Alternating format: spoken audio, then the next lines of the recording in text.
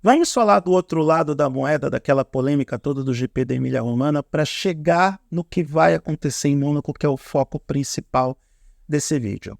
Eu assisti com outros produtores de conteúdo, se não me engano, a Juliana Ferrazoli, ela gravou um vídeo falando sobre os acontecimentos lá em Imola nesse ano, e ela falou sobre o momento que ela viu o Sebastian Vettel pilotando o carro do Senna de 93 lá no circuito com o macacão customizado, toda aquela campanha que ele fez da polêmica da camiseta Gate, que eu prometo que eu não vou falar nesse vídeo.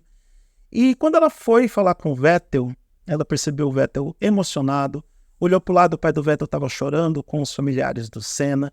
E aí, na entrevista que ela fez com ele destacou algo bem interessante, que quando o Senna morreu, o pai do Vettel chorou compulsivamente e ele era muito pequeno e não entendia por que o pai estava com aquela reação.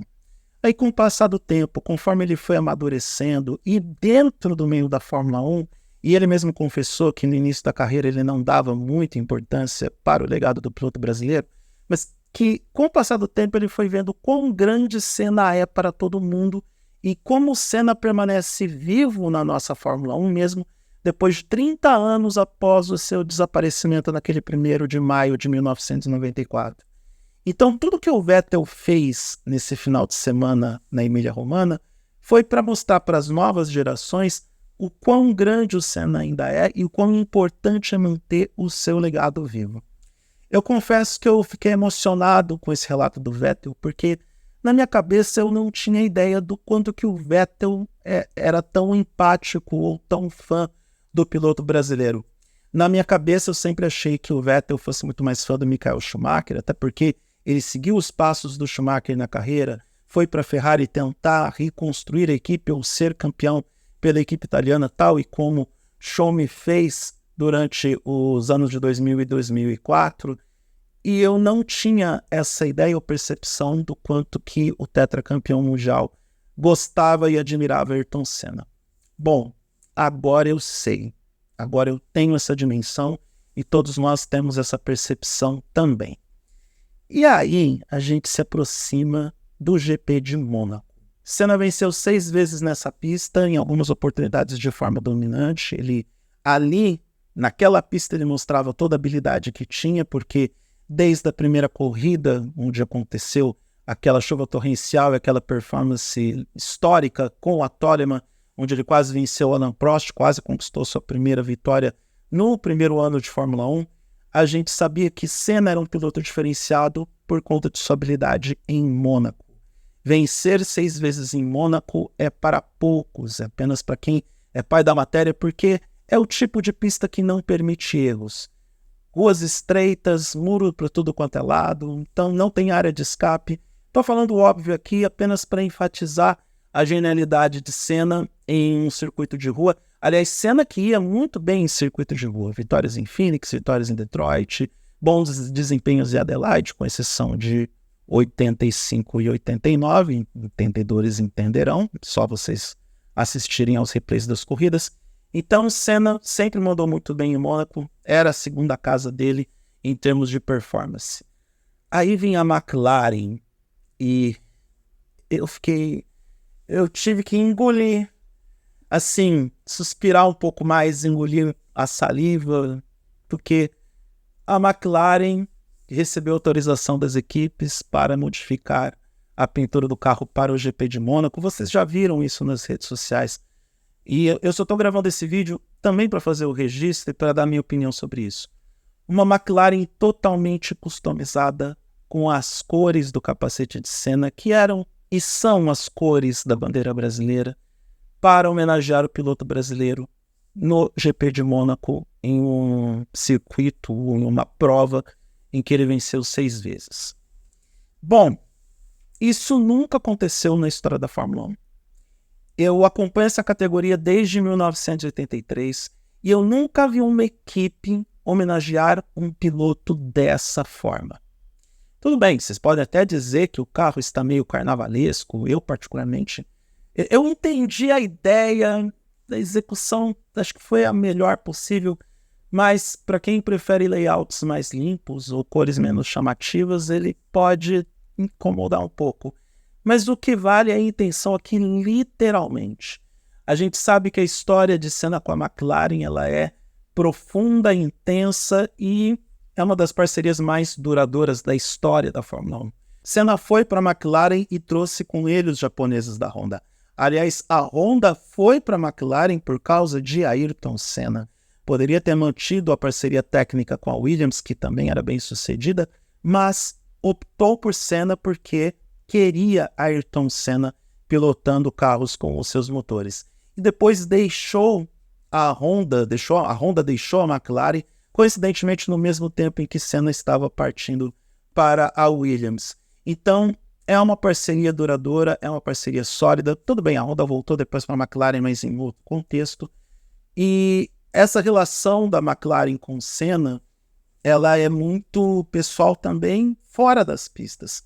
Existem relatos de que o Ron Dennis, o chefe da equipe na época, ele meio que transformou o Senna numa pessoa mais leve, mais simpática, mais bem-humorada.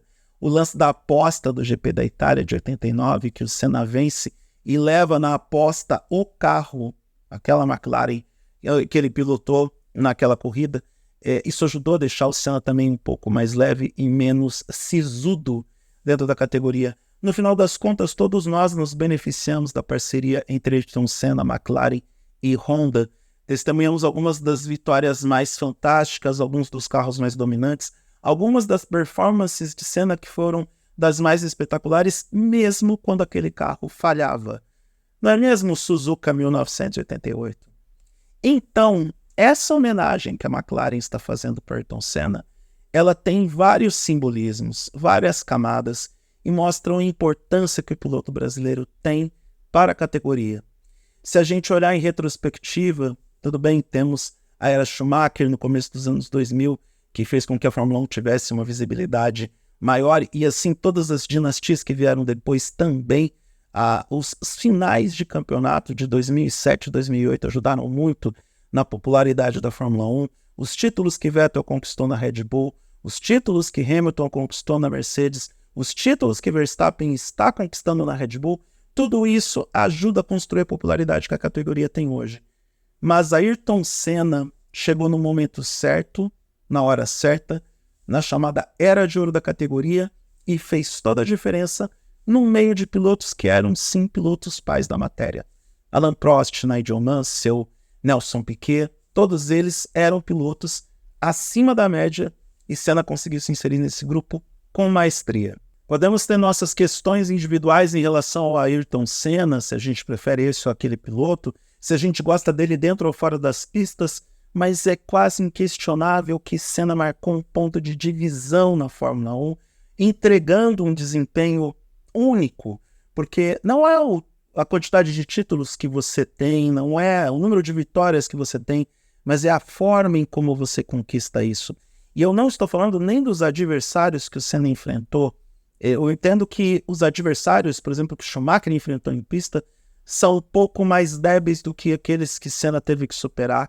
Entendo que os adversários que Verstappen enfrenta hoje são mais equilibrados, são melhores do que muitos dos pilotos que estavam lá na Era de Ouro. Entendo que Hamilton venceu 7 títulos mundiais enfrentando pilotos de quilates relevantes como Sebastian Vettel e Nico Rosberg. Só que o Senna, a forma em como ele fez, a forma em como ele marcou a sua passagem na Fórmula 1, com performances avassaladoras, desempenhos impressionantes, às vezes lutando com o próprio carro para conquistar as vitórias, faz toda a diferença. E é óbvio que a gente tem que colocar também em consideração a forma em como o Senna saiu da Fórmula 1, que foi em um dos finais de semana mais tristes e talvez o mais trágico final de semana da história da categoria, o que mudou a Fórmula 1 para sempre nos aspectos de segurança, de visibilidade, até mesmo de marketing objetivo. A Fórmula 1 mudou também a forma em como se promove, buscando uma maior segurança e buscando também esse equilíbrio de competitividade e prezando também pelos pilotos, em como os pilotos manteriam a sua integridade dentro de pista. Senna passou na Fórmula 1 para mudar a categoria. E, insisto, nem mesmo Juan Manuel Fangio, que até a chegada de Senna era de forma um tanto quanto não discutível o considerado melhor piloto de todos os tempos da categoria. Agora a gente tem diferentes pontos de discordância a respeito disso, apesar de eu entender que Juan Manuel Fangio, para mim, está em qualquer lista de top 5 dos melhores da história. Então, Senna, quando chegou, passou, ficou e marcou na Fórmula 1. Nem mesmo Fangio recebeu esse tipo de homenagem de nenhuma equipe. Eu não me lembro de outro piloto receber a homenagem de uma equipe inteira, de uma estrutura inteira, modificando aspectos comerciais. E a gente sabe que para mudar o layout de um carro de Fórmula 1, você precisa ter o layout, que eu falo pintura, a parte estética do carro. Você precisa não só ter acordo com as demais equipes da categoria, como também acordos comerciais e dos patrocinadores. Todo mundo precisa aprovar para essa mudança acontecer, e em torno de um piloto, aquele que foi realmente um dos maiores da história, um dos melhores da história, indiscutivelmente um dos grandes da categoria. Então, final de semana do GP de Mônaco vai ser emocionante também por este aspecto, porque toda vez que a McLaren passar, a gente vai se lembrar de Ayrton Senna, a gente vai se lembrar do quão grande esse cara foi, do quão grande esse piloto foi, e que justamente essa homenagem faz com que ele seja ainda maior. E que todas as homenagens que Senna vai receber ao longo do tempo serão para manter o legado dele eterno e intocável. Pelo menos dentro das pistas, intocável. Estamos discutindo apenas os aspectos esportivos deste piloto brasileiro, talvez o melhor piloto brasileiro de todos os tempos. E é isso. Para mais, acesse o eduardomoreira.com.br, porque eu escrevo sempre sobre todos esses assuntos como tecnologia, entretenimento, esportes, música e variedades. E pode me procurar nas redes sociais no @oeduardomoreira, que eu estou em todas as plataformas. Um grande abraço para todo mundo e até a próxima.